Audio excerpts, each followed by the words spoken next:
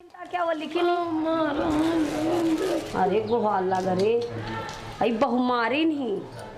When government and state officials ignore the will of the people, they do so because they think they will never be held accountable. When power structures are being controlled by corruption, ignorance, and greed, it is up to the people to take matters into their own hands after the system has continuously failed them. In India, especially in some of the poorest regions, violence against women is an ongoing crisis. Domestic abuse, rape, and child marriages plague the most populous state in India, Uttar Pradesh. Though Indian officials claim to be addressing the issues, the National Family Health Survey conducted a study that found about 99% of cases go unreported. इसलिए कि government खुद अपने कानून को खुद नहीं पालन कर रही. पैसा खाते हैं गवर्नमेंट जैसे पुलिस वाले पैसा. In India, it is common knowledge that many police officers are corrupt. A survey by Transparency International found that of Indian citizens that came into contact with the police, 62% admitted to paying them a bribe. It is common for the family of the offender to pay the police to keep quiet, and sometimes even bribe the family of the victim. This corruption and lack of protection is what ignited the rise of a vigilante group of women who call themselves the Gulabi Gang, which literally translates to Pink Gang. The Gulabi Gang is hard to miss. They travel in packs wearing a bright pink uniform and wielding a traditional Indian weapon called a ladi. The group's main objective is to protect women from domestic violence by confronting corrupt officials and urging them to take action when someone has been violated, and teaching women how to fight and defend themselves. जैसे तुम्हारी खपरी में मारे तो कौन सा बचे है ऐसे बचाओ है ना हाँ तो मैं मारा तो. The group was started by a woman named Sampat's Pal. This woman. In the early 80s, she saw a man beating his wife. Sampat pleaded for him to stop, and he began to hit her as well. The next day, Sampat returned with a stick and 5 other women. Together, they beat the man with their sticks. News of what these women had done spread, and soon other women were coming to Sampat looking for a similar intervention. Many women joined Sampat's group and began marching alongside her in the revolution to defend women from gender violence. In the year 2006, she decided that the sisterhood needed a uniform and a name, and thus the pink sari was chosen to signify womanhood and an understated strength. Since then, the Gulabi Gang have become a group women from all over the countryside can turn to for safety and for justice. Many, if not all women in the group are survivors of abuse themselves. As of now, the gang has over 400,000 members. Groups of them have been spread out to different villages across the country. Sampat Pal has done things like teach women how to sew so they can get their own jobs without needing to rely on their husbands. She's helped women open their own bank accounts and teaches them about empowerment. The Gulabi Gang will even help with weddings by bringing food, tailoring skirts, and helping with henna. एक बात बताऊं मैं अगर उस लड़की के साथ जास्ती करोगे तो इसके कानूनी भुक्तभोगी आप होंगे. सीधी सी बात कोई बिटिया का मरिया तो तुम्हारे घरे नहीं है तो ये गारंटी ना ले बेटा अगर तुम बिटिया कहिए तो उन्हें घरे.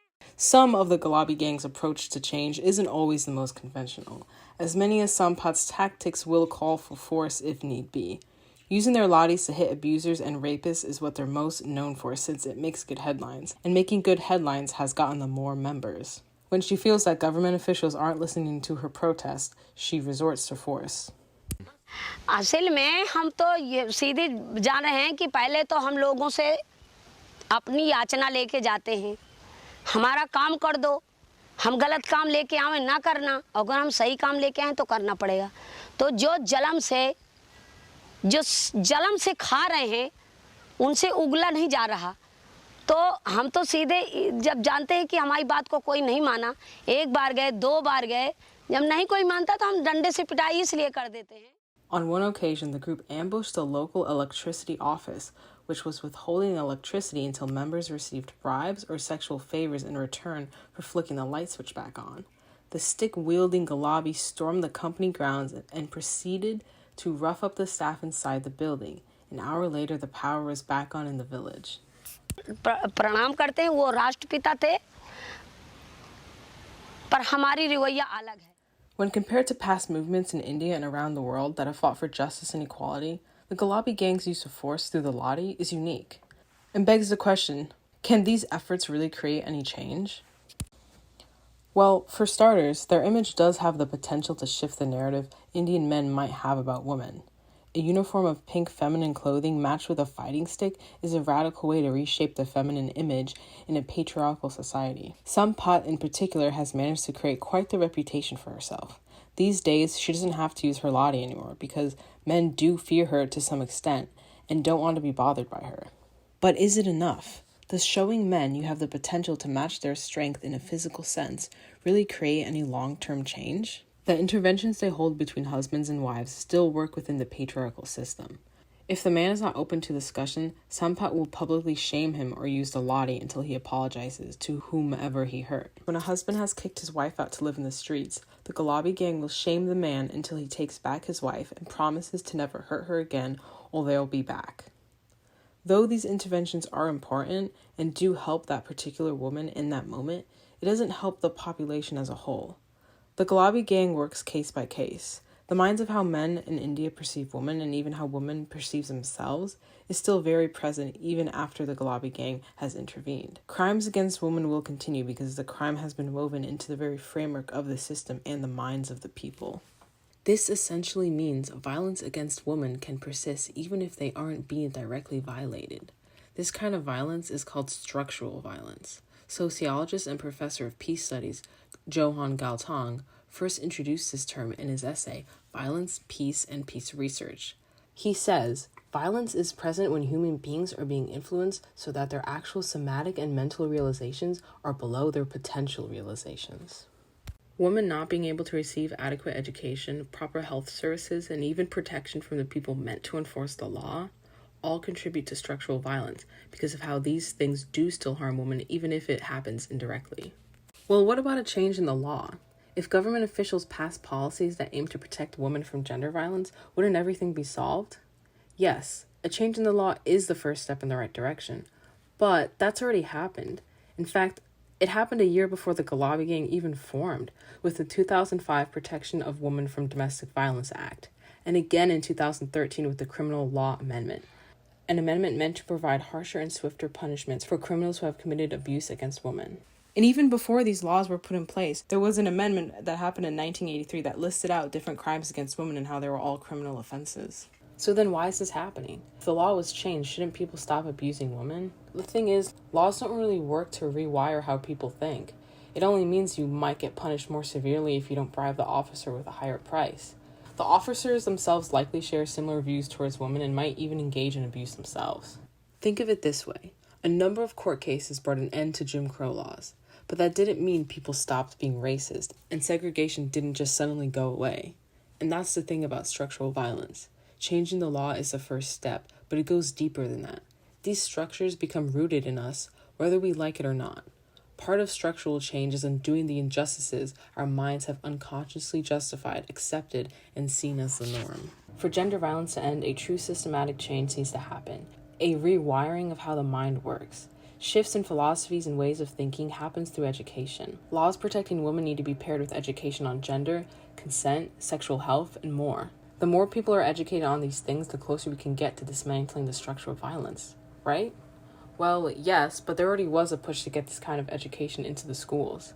In the mid-2000s, the government did formally develop a sex education curriculum. They said each state could modify the curriculum in whatever way they feel would work best. In response to this, many teachers in Uttar Pradesh threatened to burn the books as they claimed it went against Indian values and would corrupt the minds of the youth. Others complained that teaching the subject made them uncomfortable and would often skim over the lesson. Structural violence can be hard to deconstruct because it's never just one injustice or social norm that needs to be addressed. What makes structural violence so persistent is that it is typically braided into other forms of injustice, like harmful values that persist from lack of education, government officials not seeing adequate schooling as their most pressing concern, not enough money for funding, and greed from the powerful that contributes to poverty. The Gulabi Gang is aware that there are many injustices working to create an unfair system. They have been active in fighting against poverty. The Gulabi Gang takes it upon themselves to pressure the government to use its funding for the good of the people through job creation and education. आपको समझाना है कि ये काम है, अगर मैं संपत पाल हूँ जी जी हाँ हाँ Sampat helps illiterate people apply for welfare. When the government withheld grain rations meant to be distributed to the poor, the Gulabi Gang fought them until everyone received their proper rations. देखिए जनता जागरूक हो गई है। हाँ, और अगर जिसका लिया है तो वापस कर देना, ये भी करना।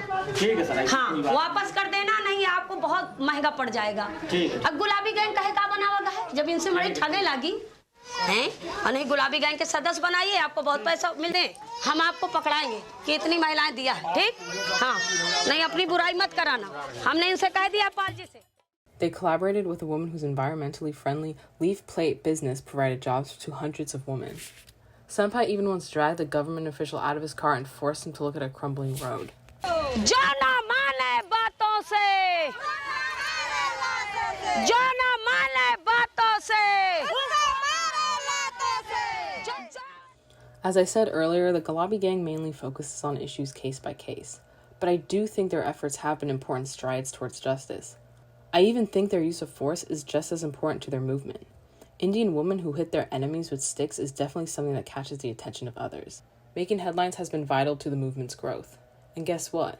Making enough headlines allowed for the Gulabi Gang to eventually catch worldwide interest. Their memorable choice of uniform paired with their sticks is such an eye-catching image, it's hard not to want to know who they are and what they fight for. Many people have since donated to their cause, which even allowed them to eventually open their own school. And yes, the uniforms are pink. Sometimes even the chalk is pink. Other women's groups have been started because of the gang. There's even a school for grannies that wear pink in honor of the Gulabi Gang. The female empowerment the Gulabi Gang promotes in India and the world has been an inspiration to many. Sampat notes, "My strength is not in the stick, it is in numbers." This is true. The Gulabi Gang creates change through their growing numbers. As both men and women continue to be a part of the gang, the people in power will have no choice but to obey their own laws.